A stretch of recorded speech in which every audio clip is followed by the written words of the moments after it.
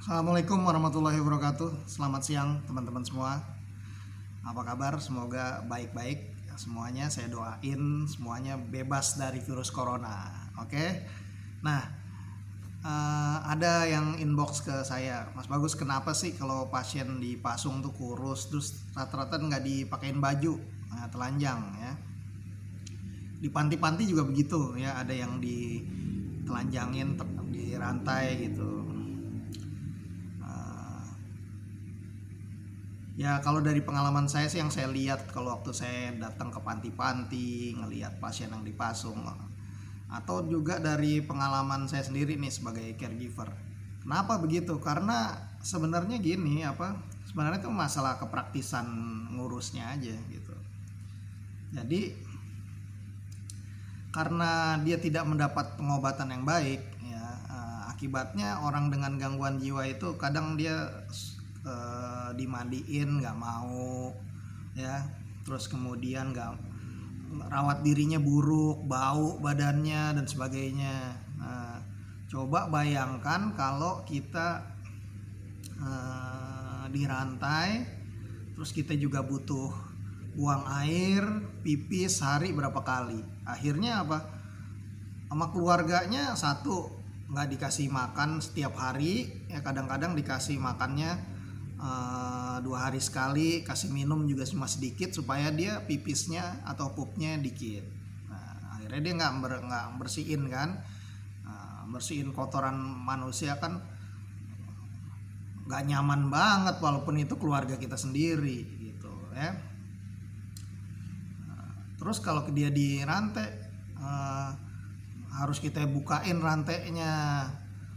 Setiap dia mau pipis kita bukain lagi, dia mau mandi bukain lagi. Sehari kita bisa bolak-balik ngepasin rantai itu berapa kali gitu. Kalau rantainya terlalu panjang bisa dijadiin alat, misalnya dibunuh diri atau apa, resiko juga. Akhirnya biasanya dia pendek di rantai ke tempat tidur dia, kemudian di rantai permanen dia nggak dikasih baju supaya dia kalau mau buang air aja di situ gitu, mau pipis di situ. Nah, kadang dikasih karung doang ya supaya gampang dimasukin. Nah gitu, itu yang terjadi. Akhirnya kondisinya makin memprihatinkan. Kadang-kadang dia sengaja ditaruh di kebun supaya baunya nggak tercium ke keluarganya, atau dia dipasung dikasih dipan gitu di atas selokan supaya dia bisa buang air langsung terbawa kotorannya ke situ. Tetapi baunya tetap aja, namanya dia nggak cebok nggak apa. Nah itulah menderitanya orang dengan gangguan jiwa yang tidak diobatin gitu. Padahal dengan pengobatan yang baik dia bisa berfungsi, dia bisa rawat dirinya baik lagi, dia mandi sendiri ya. Kadang-kadang dia masih agak males mandi, kita suruh masih mau.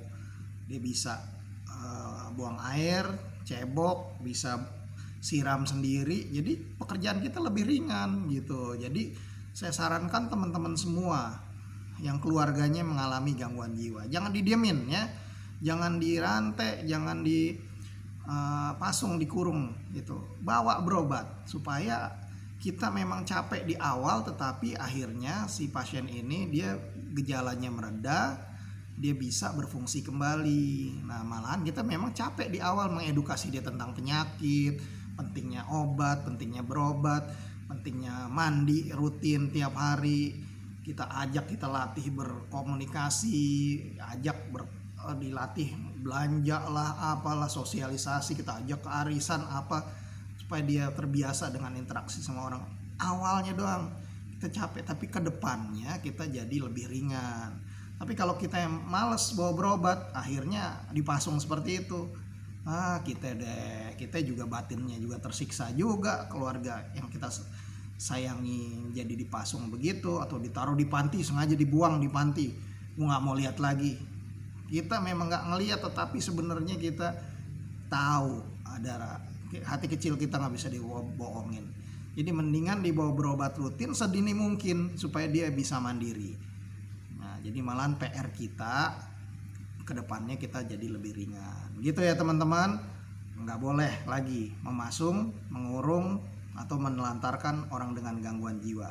Semaksimal mungkin, sedini mungkin tetap dibawa ke berobat rutin dan dilatih supaya dia bisa mandiri. Kecuali bagi yang memang benar gangguan jiwanya sangat berat, terpaksa ditaruh di panti, ya apa boleh buat. Tapi kalau yang masih kira-kira berpeluang untuk bisa pulih dan mandiri, harus berobat, daftarin BPJS Kesehatan supaya ada keringanan biaya buat kita juga ya. Gitu aja jawaban saya. Terima kasih atas perhatiannya. Wassalamualaikum warahmatullahi wabarakatuh. Salam sehat jiwa.